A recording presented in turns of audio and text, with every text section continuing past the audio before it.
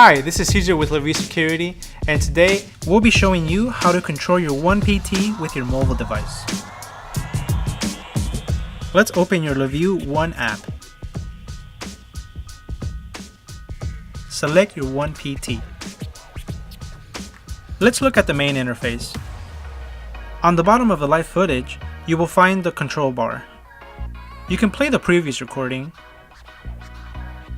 adjust your volume, access all your LaView products, mirror your live footage, and zoom into your live footage.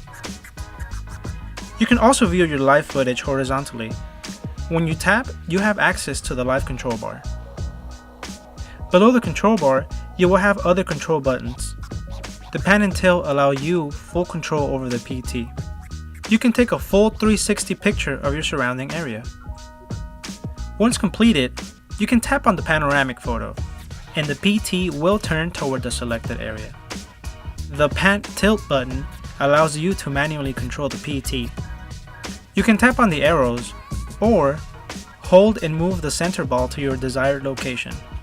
Auto tracking allows you to enable the motion tracking system.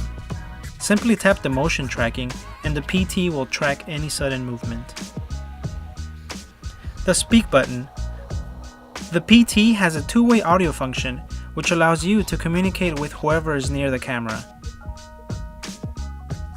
Privacy mode lets your camera go to sleep and not record. Snapshot allows you to take a photo of your live video. Record allows you to record what is currently streaming.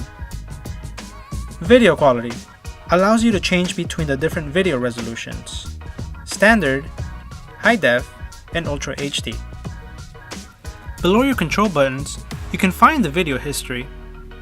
Video history allows you to access the recorded video from your local micro SD card. Your OnePT camera is now ready to help you view your home or business from any angle. Thanks for watching. If you have any further questions, please feel free to contact our support team.